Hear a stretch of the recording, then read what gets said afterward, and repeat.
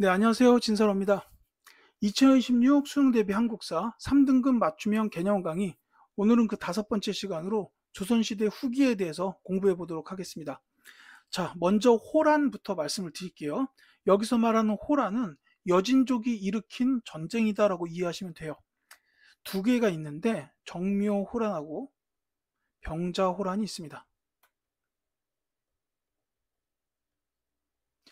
자, 이 배경부터 말씀을 드릴게요. 광해군의 중립외교라고 되어 있는데 이게 뭐냐면 이 광해군이 왕이 됐을 때, 왕권을 잡았을 때는 명나라와 청나라가 둘 다 있었어요.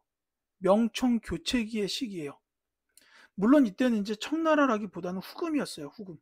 나라 이름이 후금이었어요. 나중에 청으로 바꾸고. 근데 이 시기에는 이제 명나라는 점점점 기울어져 가고 있었고 이 후금이 굉장히 세력이 강해지고 있던 때예요. 그래서 이 후금 입장에서는 당연히 중국 대륙을 통일하려고 이렇게 이제 하고 있던 시기였죠. 그러니까 이 광해군 입장에서 이렇게 살펴보니까 아무래도 이 명나라가 저 후금한테 잡아먹힐 것 같다는 느낌이 들었을 거예요. 그러니까 광해군 입장에서 이 두 나라 중에 어느 쪽에다가도 이렇게 더 중점을 두질 않고 이제 중간 중립적인 입장의 외교를 이제 펼치게 되었다라는 겁니다. 다만 이 당시의 신하들 사이에서는 그건 아니었어요. 왜냐하면 이제 이분들은 다 사림이잖아요. 그러니까 성리학을 깊이 있게 공부한 학자들이란 말이에요. 근데 그 성리학에서 보면은 이제 명나라는 중국의 한족의 나라이기 때문에 이 명나라가 정통의 나라예요. 그러니까 정통성을 따졌던 학문이기 때문에 명나라 쪽에 무게를 둘 수밖에 없다라는 겁니다. 그렇기 때문에 광해군의 그 국익을 위한 중립적 외교가 그렇게 마음에 들진 않았을 거예요. 겉으로 대놓고 말은 못했겠지만. 근데 이제 이 과정에서 광해군이 몇 가지 이제 잘못을 저지릅니다. 이제 자기의 동생, 배다른 동생인 영창대군을 갖다가 이제 죽였다라든지, 그 다음에 이제 그 계모, 어머니죠. 어쨌든 선조의 부인인 그 인목대비를 폐위를 시킨다든지, 뭐 이런 잘못을 저지릅니다. 이제 그러니까 이게 성리학적인 도리에 맞지 않는다라는 명분을 내세워서 결국은 인조 반정이 일어나게 돼요. 그러니까 이제 광해군이 이제 그 뭐 효를 저버렸다. 이건 당연히 그게 맞죠. 맞는데 이제 사실 이 반정을 저질렀던 서인 세력들 입장에서는 이제 아마도 광해군의 중립적 외교가 이제 가장 마음에 안 들지 않았을까라는 그런 이유는 좀 개인적인 생각은 들어요. 어쨌거나 이제 이 반정을 통해서 광해군을 왕위에서 내쫓고 인조를 왕위에 올리게 됩니다. 그러면서 이제 정권을 잡은 핵심 세력이 서인이 되는 거죠. 이 서인은 친명배금 정책, 요 외교 정책을 꾸준히 친명배금으로 유지를 해요.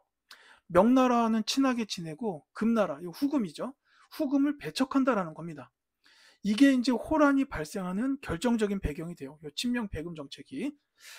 그러니까 이제 이 후금 쪽에서는 조선하고 친하게 지내고 싶어서 뭐 뭘 보내고 사신도 보내고 이거 하자 저거 하자 말도 많이 하는데 조선에서는 사신이 와도 눈 하나 깜짝 안 하고 관심도 없어 하고 개무시를 해요. 그러니까 이제 이 후금이 슬슬 열이 받죠. 아무래도. 그래서 결국은 침략을 해오는데 이게 정묘호란입니다.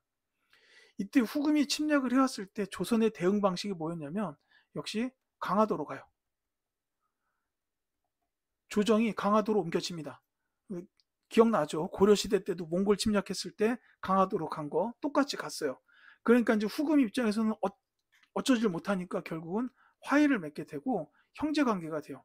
후금이 형, 조선이 동생 이런 관계를 맺게 되었다라는 겁니다. 그런데 그 뒤에도 친명배금은 계속됩니다. 그러니까 이제 정묘호란이 끝나고 화해를 맺었는데도 친명배금이 계속된 거예요. 그 뒤로도 후금의 사신이 왔으면 무시해요. 그러니까 이제 후금이 청나라로 이름을 바꾼 후 이제 더 이상은 못 견디게 되는 거죠. 그래서 결국은 이제 청나라가 조선에 군신 관계를 요구합니다. 우리가 임금이고 너네는 신하야 이렇게 요구를 했는데 이때 이제 결국은 군신 관계를 거부했다라는 거죠. 이제 이 과정에서 조선 조정에서는 주화론하고 주전론이 대립을 하게 됩니다. 이제 주화론이라는 거는 저 청나라하고 화의를 맺어야 된다라는 거고 주전론은 이제 백성들 아니 저 전쟁을 불사해야 된다라는 거였어요. 그 이 주화론의 주요 입장은 뭐였냐면 백성들이 힘들다라는 겁니다. 그러니까 전쟁을 벌이게 되면 임진왜란 기억하지 않냐? 백성들이 엄청나게 힘들어진다. 근데 이 주전론의 입장은 뭐였냐면은 나라가 망하더라도 오랑캐와는 화의를 맺을 수 없다라는 이런 거였어요, 정말로. 예.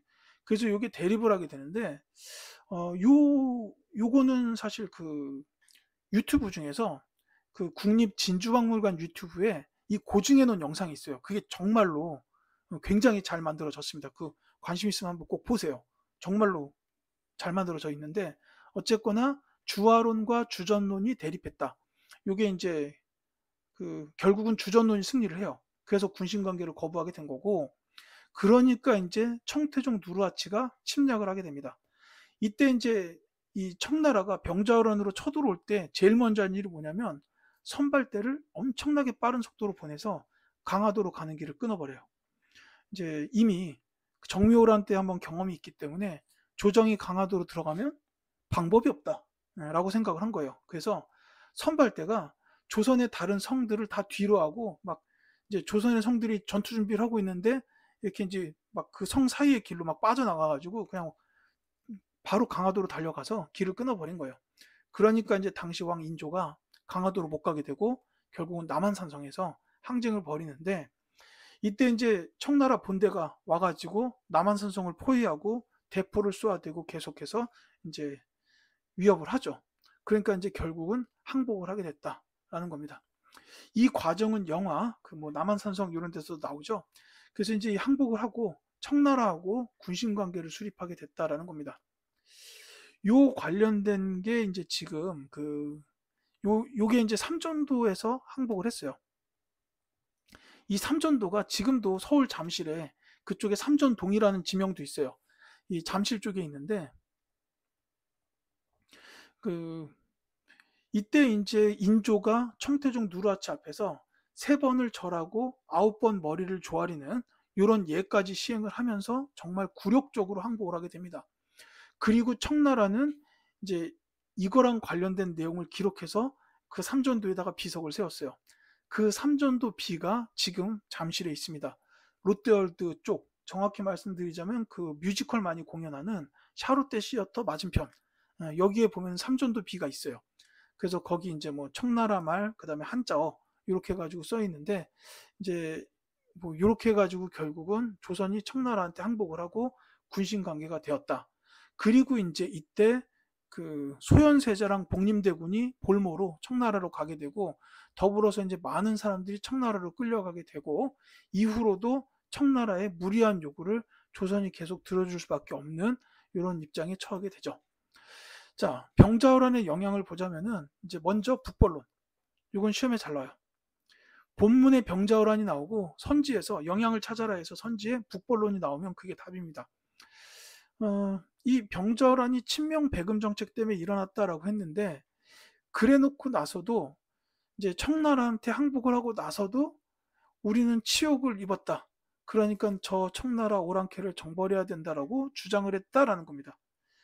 사실 지금의 제 입장에서는 이해가 가질 않아요. 이제 그 청나라한테 졌어요. 지구서는 또 정벌해야 된다라고 주장하고 이제 그것도 사실은 친명 배금의 외교 정책 때문에 그렇게 된 거라. 근데 당시에 이분들은 이제 성리학을 뼛속까지 공부한 사대부들이다라고 생각을 해보면은 이제 명나라가 정통성이 있는 나라기 때문에 거기에 대한 의리를 끝까지 지켜야 된다라고 이렇게 생각을 했다라고 이해할 수는 있을 겁니다. 그래서 이제 청나라를 정벌하자라고 주장한 게 바로 이 북벌론. 이게 이제 17세기에 있었고 실제로 이 북벌론 때문에 그 군대까지 이제 육성을 하게 됩니다. 다만 이 군대가 청나라를 정벌하러 가진 못하고요. 청나라의 요청으로 러시아를 정벌하러 가는데 이제 그 군대가 가게 되죠. 나선 정벌이라고 합니다. 그 다음에 이제 한참 뒤에 가서 이제 19세기로 들어오는 시점쯤 되면 북학론이 제기돼요. 이 북학론은 청나라를 배우자라는 이론입니다. 요 박제가나 박지원 이런 분들은 이제 북학론을 받아들인 실학자. 그러니까 이게 실학하고 관련이 있어요. 그래서 청에 발달된 문물을 수용하자라는 이런 주장은 북학론이라고 하는데 이제 요 둘 중에 시험에서는 병자호란의 이제 직접적 영향이니까 바로 뒤에 나온 거기 때문에 북학론보다는 북벌론이 이제 더 훨씬 많이 출제되고 있다. 이렇게 보시면 되겠습니다. 자, 그 다음에 이제 정치 운영의 변화에 대해서 좀 볼게요. 이제 지난 시간에도 말씀드렸지만은 사림이 중앙 정치를 장악하게 되고 이 사림이 붕당으로 나눠지게 되는데 이 붕당이 이제 그 동인하고 서인이었죠. 동인하고 서인. 그리고 동인은 다시 북인하고 남인으로 나눠집니다. 다만 요 북인은 인조반정을 계기로 해서 몰락하게 돼요. 그래서 이제 나중에는 남인하고 서인만 남게 된다라는 거였죠. 자, 붕당 보면은 이제 광해군 및 인조 시기. 광해군은 북인이 광해군의 핵심 세력이었고 인조 때는 서인이 핵심적인 세력이었어요. 하지만 이제 핵심 붕당이 아니더라도 다른 붕당인 사람들과도 공존관계, 같이 일하면서 토론하고 의견 나누고 경쟁했던 때입니다. 광해군 인조 시기에는 이렇게 이어져 왔어요. 그런데 이제 효종 거치고 현종 시대로 들어오면서 예송, 이게 이제 예법 논쟁인데 요 예송이 일어나면서부터 이제 상황이 조금 바뀌어요.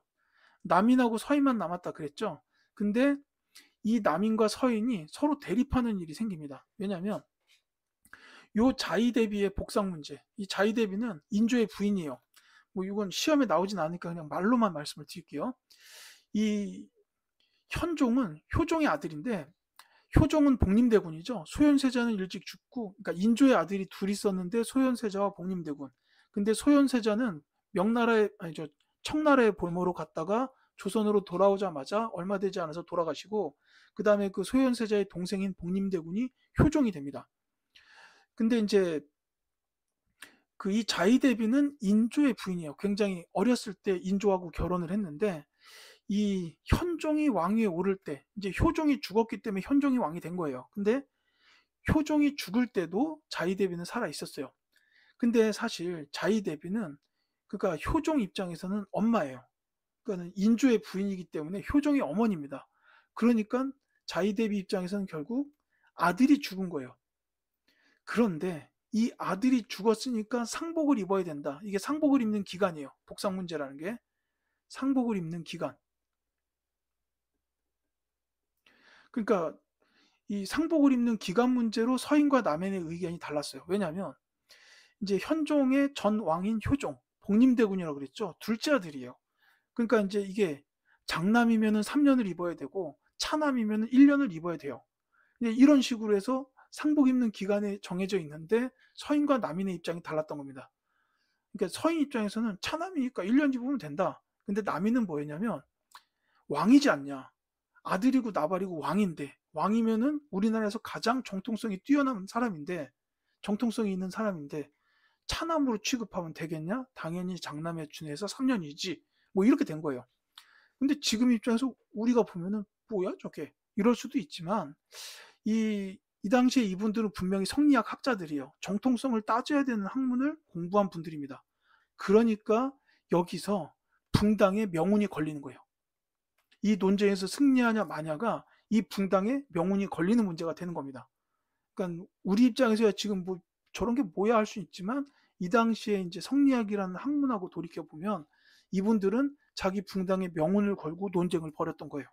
그러니까 대립할 수밖에 없는 거죠, 이제 이뿐만이 아니에요. 나중에 가면은 그 효종의 부인, 그러니까 자의대비 입장에서는 며느리인데 이 며느리가 죽었는데도 자의대비는 살아 있었어요. 그러니까 그때 또 상복을 입는 기간을 두고 또 논쟁이 벌어져요. 이렇게 두 번의 논쟁이 벌어지다 보니까 서인과 남인의 대립이 심화됐다라는 겁니다. 그러니까 이걸 본 그 다음의 왕 숙종이 환국. 이 환국이라는 건 뭐냐면은 그 일당 독재라고 보면 돼요. 한 당한테 권력을 몰아주는 거예요. 이제 이 과정에 관련되는 여자분들이 있는데 이제 인현왕후라든지 요 인현왕후는 서인 쪽이고 그 다음에 장희빈 요분은 남인 쪽이에요. 그래서 요 두 분의 그 중전 책봉과도 관련이 됩니다. 그러면서 이제 그 한 당한테 권력을 몰아주고 나머지 당을 도태시켜버리는 요런 이제 붕당의 교체를 3번이나 시행을 해요. 그러니까 이 3번을 시행하면서 이제 왕권은 어마어마하게 강화가 됐지만 결국 최종적으로는 남인이 몰락하게 돼요. 그리고 서인도 노론과 소론으로 분화가 됩니다. 그러니까 이제 숙종 시대를 지나고 나면은 이제 붕당은 노론과 소론이 남고 남인은 거의 남지 않게 되는 이런 상황이 되는 거죠. 자, 그래서 이렇게 하다 보니까 워낙 폐해가 커요. 이제 그렇다 보니까 영조, 정조 시대에 들어서는 이제 탕평 정치를 시행하게 됩니다. 세력 균형을 도모했다라는 거죠. 이제 붕당 간의 세력 균형, 요거 이제 탕평 정치라고 해요. 영조의 경우에는 뭐 탕평파라는 이제 그런 파도 육성을 했지만 시험에 잘 나오는 건 이제 탕평비 건립. 요 비성은 지금 성균관에 있어요. 성균관에 탕평비 아직 남아 있고 그 다음에 서원을 정리합니다. 이 너네 노론 소론 이 싸우는 게 이 서원에서 이렇게 의견 만들어 가지고 이제 막 서로 싸우고 막 이러는 거라고 생각하고 이 영조가 서원을 과감하게 정리를 합니다. 그러니까 살인들의 지방 그 세력이 됐던 근간이죠. 이걸 정리하게 돼요. 그 다음에 이제 정조의 경우에는 노론, 소론, 그 다음에 이제 얼마 남지 않은 남인들까지 두루두루 기용을 하게 되는데 이것도 탕평 정치죠. 근데 이제 이 정조에 대해서는 이제 그 외의 업적들, 규장각을 육성했다. 이것도 이제 도서관 같은 학문 연구기관이에요. 그 다음에 초계문신제. 요거는 뭐냐면 과거에 합격한 신하들을 다시 한번 교육하는 제도예요. 이제 이 과거에 합격했다는 건 정말로 뛰어난 학자란 뜻이에요. 근데 그들을 다시 한번 교육을 할 수 있었다. 이거 심지어 이게 정조가 직접 교육했어요. 근데 이게 가능했던 게 이 정조가 굉장히 똑똑한 왕입니다. 그러니까 뭐 신하들도 대단한 학자들이 있지만 이 정조는 그거에 비할 바가 아니었어요. 완전 천재. 예. 천재적인 학자였어요. 그러니까 본인이 직접 나서서 신하들을 가르칠 수가 있는 겁니다. 뭐 그런 게 있었고, 그 다음에 이제 장용영 설치. 요건 이제 정조의 친위 부대예요. 이제 그 영조의 경우에는 노론이 이제 영조를 왕으로 이제 이렇게 올리는데 큰 역할을 했습니다. 근데 이제 정조는 그런 입장은 아니었고, 그 다음에 사도세자를 죽인 게 또 노론이었어요. 이제 그 정치적인 이유가 좀 많이 있었죠. 뒤주에 갇혀서 사도세자가 죽은 게. 그러니까 이 정조 입장에서 정조는 노론들로부터 끊임없이 위협을 받았어요. 노론들로부터 위협을 당하니까 이제 친위 부대였던 장영을 그래서 설치한 건데 그럼에도 불구하고 정조는 노론들도 뛰어난 사람들은 데려다가 썼습니다. 그래서 이제 자신의 정치력으로 그 위협을 극복했던 왕이에요. 정말 대단한 분이에요. 또 하나 수원 화성을 건설했다. 이거 뭐 세부적으로 말씀드릴 필요까지는 없겠지만 이건 이제 자기 아버지 사도세자의 명예 회복하고 관련이 있어요. 아버지 사도세자의 명예를 회복하기 위해서 아버지께서 이제 편히 쉬실 수 있는 곳 수원 화성을 건설하게 된 겁니다. 그래서 지금 수원 가보면 이 수원 화성에 사도세자 묘소가 있죠. 이제 이런 게 있었다라는 거고요. 근데 이 정조 굉장히 똑똑한 왕이다라고 제가 말씀을 드렸는데 그래서 이때 뭐 정조 시대에 막 정약용 같은 이런 뛰어난 분들도 많이 이렇게 있었어요. 근데 이 정조께서 뜻하지 않게 너무나도 일찍 돌아가십니다. 그러면서 이제 정조 다음의 왕이 순조인데 당시 나이가 굉장히 어렸어요. 그러니까 이 순조가 왕권을 잡으니까 정치를 직접 할 수가 없어요. 나이가 어리니까. 그러니까 외척들이 정권을 잡게 됩니다. 그게 이제 안동 김씨죠. 그래서 이 외척 세력들이 정권을 장악하게 되고 그런 이들이 정권을 장악하면서 권력을 휘두른 근거가 됐던 기관이 바로 비변사인 거예요. 그러니까 이 세도 정치는 비변사를 통해서 외척 가문들이 권력을 독점한 정치다. 이렇게 정리하시면 됩니다. 이제 풍양 조씨도 나중에 외척이 되죠. 그러니까 다시 한번 말씀드릴게요. 세도 정치는 비변사를 통해서 왕실의 외척들이 권력을 독점한 정치다. 이렇게 보면 됩니다. 이때 이제 세도 정치를 하게 되면서 매간 매직이 성행하게 돼요. 이게 당시 시대 상황하고도 좀 관련이 있는데 매간 매직 아시죠? 관직을 돈 주고 사고 판다 이런 뜻입니다. 자 그러면 이 내가 돈이 많아서 관직을 샀어요. 관직을 사느라고 뭐 한두 푼 하겠습니까? 관직을 사느라고 전 재산을 다 집어넣었어요. 그러면 그 말라버린 자기 재산을 다시 채워야 될 거 아닙니까? 누구한테? 백성들한테. 그러니까 이제 이렇게 돈 주고 관직을 산 관리들이 이제 세금 제도를 악용을 하면서 백성들을 뜯어먹기 시작해요. 그걸 가리켜서 삼정의 문란이다라고 불러요. 이 삼정이라는 게 세 개의 세금 시스템이에요. 전정이라는 거는 이제 토지세, 군정이라는 거는 군 관련된 세금, 그 다음에 이제 환곡은 그 곡식을 빌려줬다가 돌려주는 거. 이제 요게 이렇게 이제 세 가지가 대표적인 세금 체계인데, 이제 이거를 어떻게든 악용을 해가지고 이제 백성들한테 세금을 뜯어먹는 거예요. 이를테면 환곡은 이런 겁니다.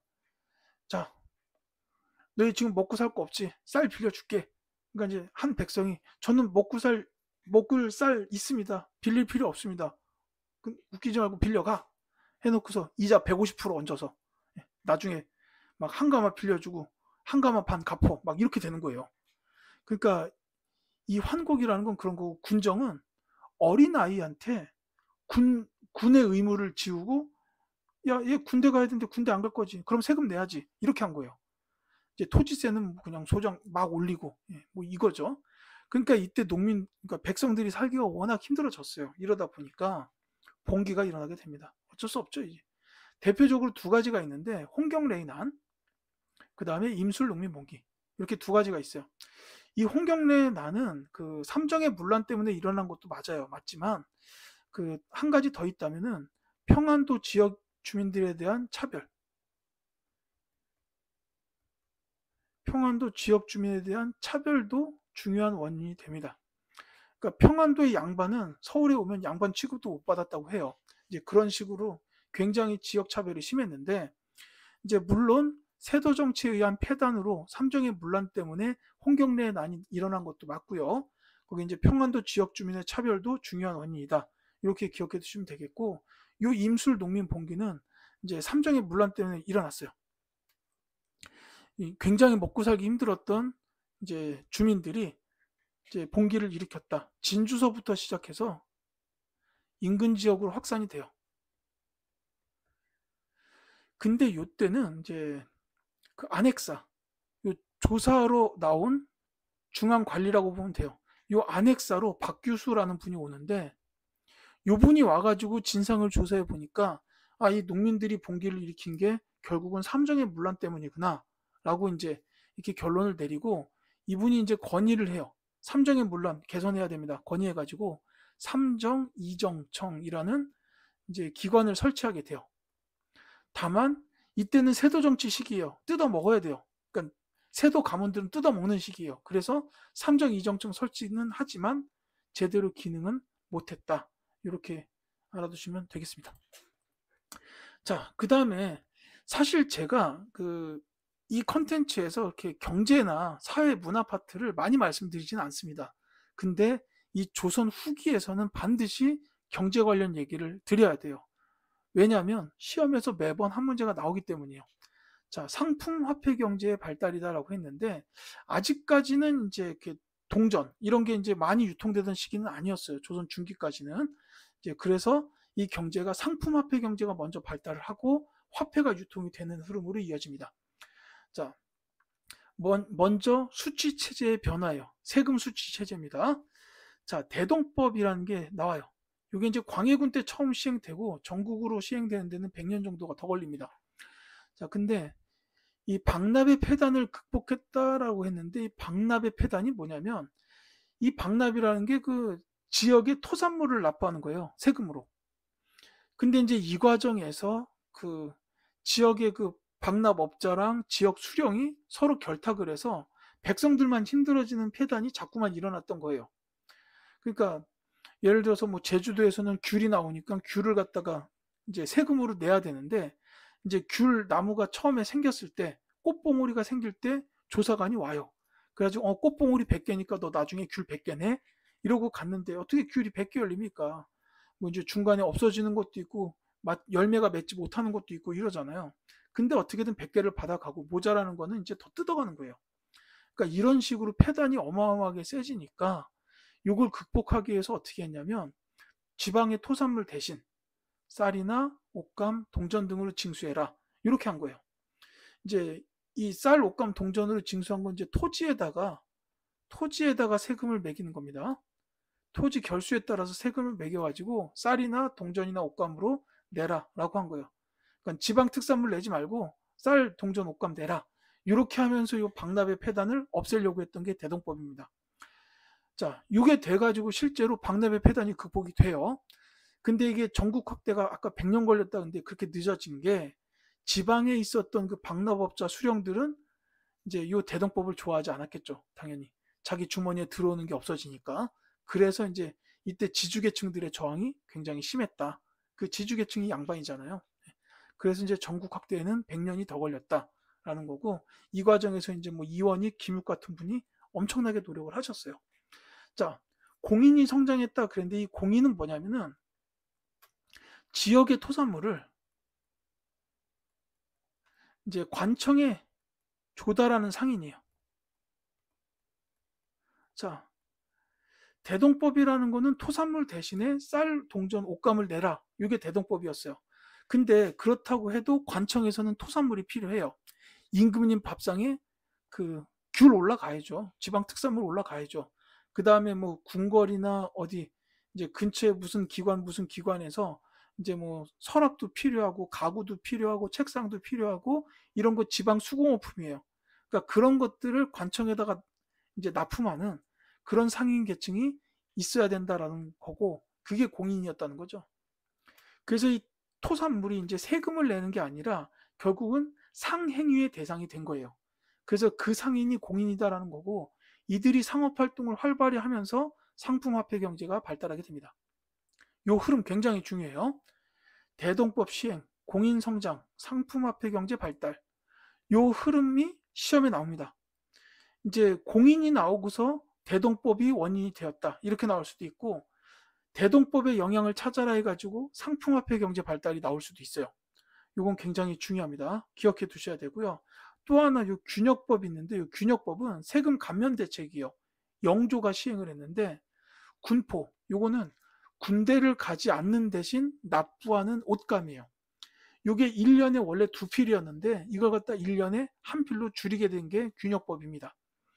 요 이제 영조 때 시행했어요. 그러니까 영조하면 기억하셔야 되는 게 아까 했던 탕평정치, 탕평비, 그리고 균역법 이렇게 있다라고 보시면 되겠습니다. 자, 그 다음에 이제 농업 및 수공업의 발전. 자, 이때 농업 경영은 상품 작물 재배가 활성화가 돼요. 그 전까진 쌀이었어요. 이제 벼농사만 짓던 데서 이제 인삼, 담배, 채소 같은 이런 작물 지어 보니까 이게 돈이 잘 돼. 네, 그래서 상품 작물 재배가 활성화가 됐고 이때는 물론 이제 생산성 향상할 수 있는 대책들도 많이 나왔어요. 그래서 이모작의 재배가 성행합니다. 그러니까 이제 아무래도 시기가 좀 더 이렇게 계속 지날수록 뭐가 연구하고 발전을 할 거 아니에요. 그러니까 이모작 재배가 가능해졌다라는 게 이제 농업 경영 관련된 부분이고 수공업 같은 경우에도 이제 관영 수공업보다는 민영 수공업 쪽이 좀 더 발달을 하게 되고 그 다음에 선대제라는 건 뭐냐면은 계약제도예요. 그러니까 미리 이제 미리 얼마만큼 해달라 이렇게 이제 말을 하고 계약을 맺는 거예요. 그래서 이제 기관과 그 수량을 사전에 협의를 해서 계약을 맺는 그런 제도를 선대제라고 한다. 이렇게 봐주시면 되겠습니다.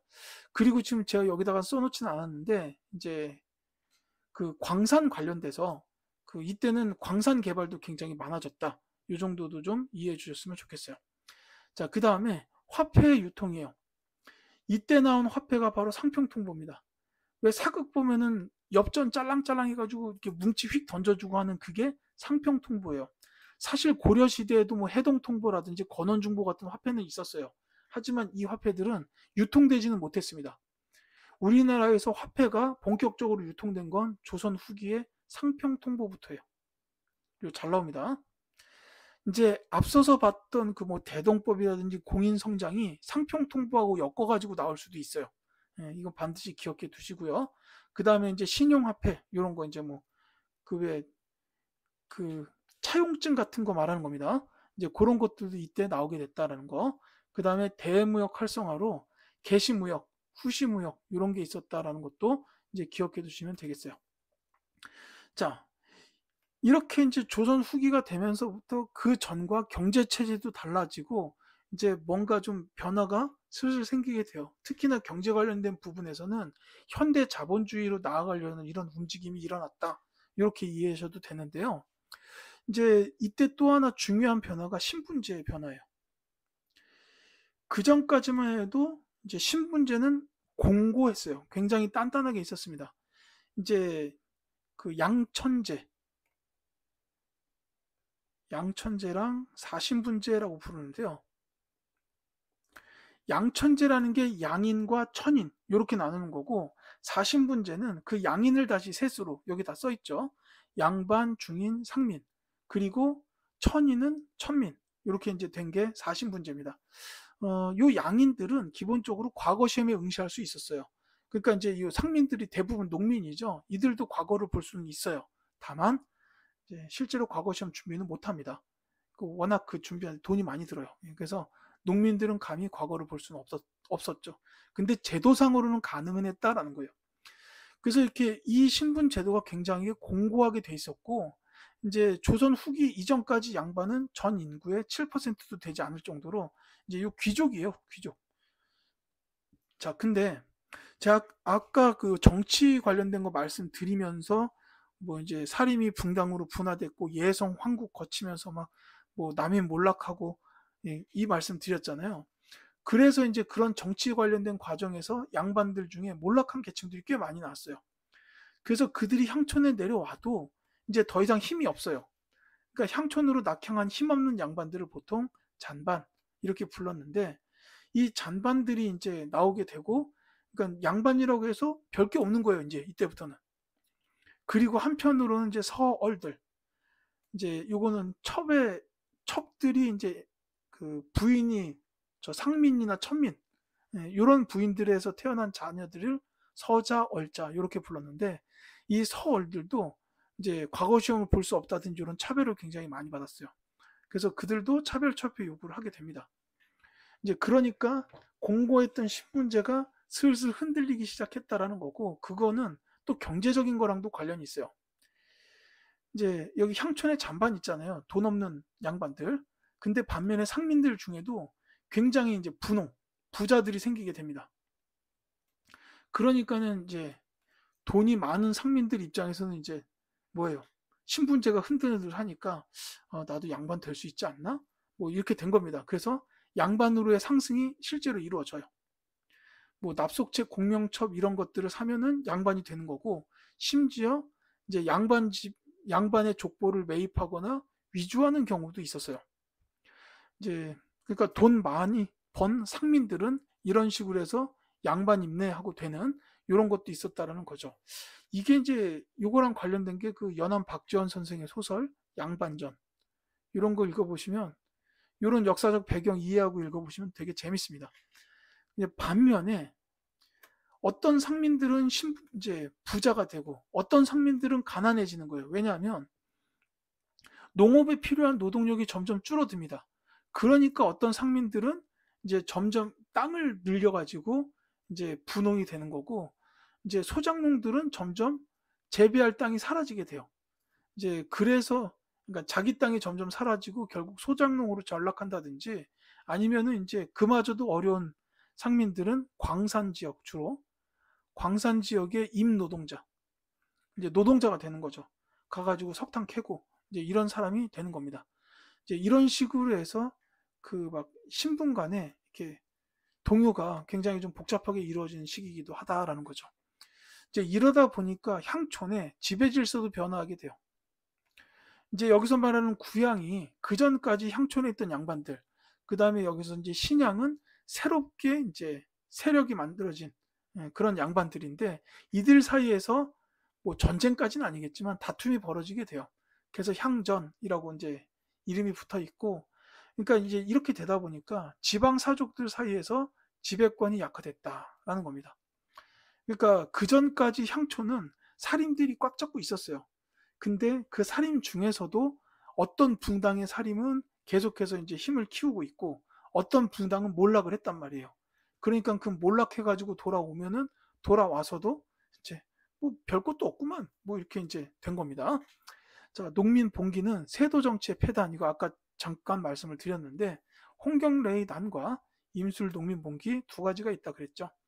자, 홍경래의 난은 평안도 지역 주민들에 대한 차별 그리고 세도 정권의 수탈 때문에 일어났다라고 했는데, 이제 홍경래가 봉기를 했고 광군에 의해서 진압이 됩니다.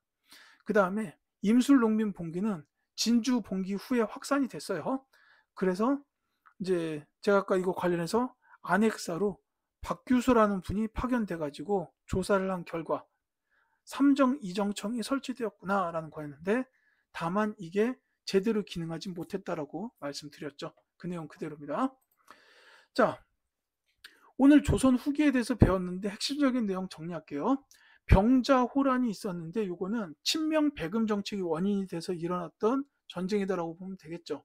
인조가 남한산성에서 항쟁을 했지만 결국 항복하게 됐다. 그리고 그에 대한 영향이 북벌론 대두였다라는 거 이렇게 기억해 두시면 되겠고요. 그 다음에 이제 탕평 정치를 했던 왕 두 분, 영조와 정조는 기억하셔야 되는데요. 영조의 업적은 탕평 정치에서 탕평비 있고, 또 하나를 꼽자면 균역법. 영조의 업적이죠. 그 다음에 정조는 탕평 정치 하셨고, 또 다른 업적을 꼽자면 규장강 육성, 초계 문신제 시행, 장영영 설치, 수원화성 건설, 이런 것들이 있었다라는 겁니다. 특히 정조는 업적이 좀 많은데 이 중에 뭐가 나올지 모르기 때문에 전부 기억해 두셨으면 해요. 자, 그 다음에 이제 대동법이라는 거는 박납의 폐단을 극복하기 위해서 토산물 대신에 쌀이나 동전이나 옷감을 내도록 했던 제도다, 이렇게 아시면 되겠고요. 그러니까 목적은 박납의 폐단을 극복하고자 한 거였어요. 그리고 이 두 가지는 영향이죠. 대동법을 시행함으로 인해서 끼친 영향으로 공인이라는 새로운 상인 계층이 성장을 하게 됐고, 이들이 활발하게 상업활동을 하면서 상품, 화폐 경제가 발달하게 되었다라는 이 흐름, 이렇게 흐름이 있어요. 이 흐름 반드시 기억해 두시기 바랍니다. 매우 중요합니다. 제가 다시 말씀드리지만 저는 원래 경제, 사회, 문화는 잘 말씀 안 드려요. 근데도 말씀드리는 건 중요하다는 뜻입니다. 그리고 이제 후기 농업 및 경제에 관련해서는 상품 작물 재배가 활성화됐다고 했었고, 상평 통보가 유통됐다. 그 다음에 민영 수공업 발전했다, 기억하시면 되겠고요. 그 다음에 이제 세도 정치 시기에 이 폐단 때문에 발생했던 민중 봉기, 대표적으로 두 가지, 홍경래의 난과 임술 농민 봉기가 있다. 이렇게 이제 말씀을 드립니다. 자, 제가 오늘 준비한 수업 내용은 여기까지입니다.